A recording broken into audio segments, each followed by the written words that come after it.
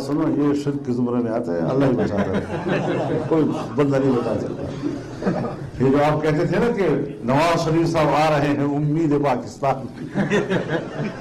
इसहाक डार साहब आएंगे तो डॉलर कैसी तैसी फेर देंगे, ये नारे मत लगाओ। कोई फजल रहमान जो है नहीं बचा सकता पाकिस्तान को। मुफ्ती महमूद मौजूद था, नहीं बचा सका पाकिस्तान को। जब कहा गया कि असेंबली का इजलास मुलतवी कर दो तो मुफ्ती सब चलेगा इजलास में। जब कहा गया जो जाएगा टांगे तोड़ देंगे तो चलेगा वो। जब कहा गया एक तरफ का टिकट लेकर जाए तो मुझसे सब दो तरफ का टिकट लेकर गए भी और आए भी, लेकिन इजलास तो नहीं हुआ।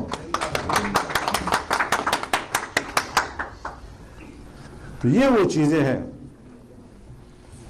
अब हमारी अदलिया को हम क्या कहेंगे? किसने आपको बताया है कि आप बगैर रहनुमाई के आप खत्म नबूवत के केस को छेड़ें? जब आपको हुकूमत ही नहीं है इस मसले के ऊपर और आपने अपने मुद्दई से मुद्दई से कहा कि आपको मैं सुनना नहीं चाहता, अदालत से बाहर निकाल दें, सुनने के लिए आप तैयार नहीं हुए, फिर कहते हैं जी अदालत का फैसला मानना पड़ेगा। नहीं मानते हम आपके फैसले को। आपके फैसले के खिलाफ हम मैदान में आए, और तो वैसे भी मैंने कहा है कि फैसले ऐवानों में नहीं होंगे, मैदान में होंगे इंशाअल्लाह। मौलाना साहब कदम बढ़ाओ, हम तुम्हारे साथ हैं। मौलाना साहब कदम बढ़ाओ, हम तुम्हारे साथ हैं। मौलाना साहब कदम बढ़ाओ, हम तुम्हारे साथ हैं। ये जो आज तुम उलमाए किराम को हर तरफ मुख्तलिफ मकातब फिक्र को खत लिख रहे हो कि इस मसले हमारे फैसले के ऊपर राय दो, ये पहले कर लेते तो अच्छा होता ना। अब भागा टूट गया, जुल्फकार भुट्टो फांसी चढ़ गया, अब कहते हो जी वो गलत था। तो ये चीजें जो है वो मुल्क में नहीं चल सकती। अब हमने रिव्यू पिटीशन की है और दोस्तों ने भी की है।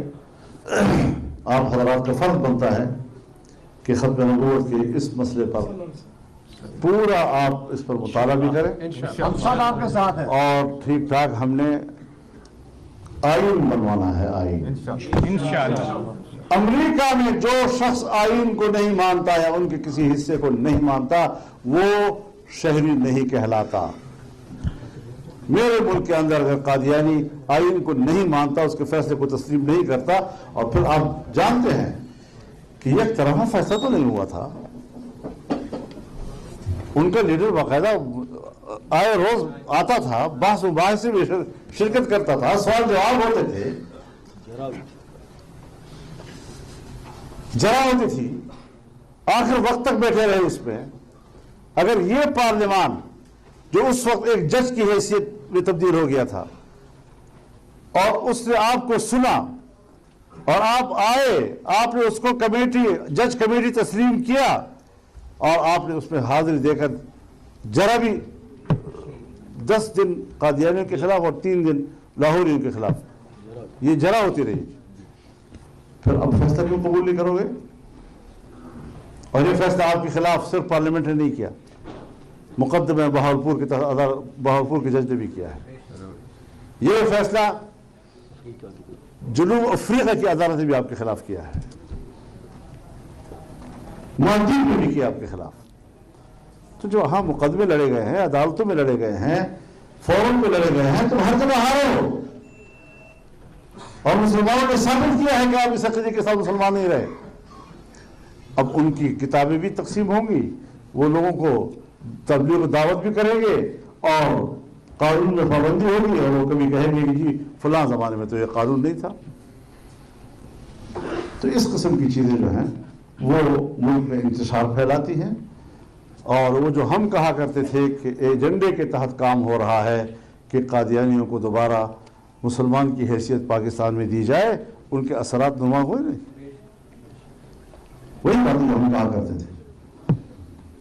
तो ये वो चीज़ें हैं जो हसास हैं और मैं बहुत खुश हुआ हूँ कि जमीयत लाल फोरम वजूद में आई है और डोगर साहब, शेख ज़करिया साहब, बाकी आप सीनियर लोग हैं बहुत सारे, मैं देख रहा हूँ, वो आप हमारी रहनुमाई करें इंशाअल्लाह अज़ीज़। मैं समझता हूँ कि इस महाज पर भी हम भरपूर किरदार अदा करेंगे اور قوم کی صحیح رہنمائی ہو سکے گی، ہم ایک صحیح منظر کی طرف آگے بڑھ سکیں گے۔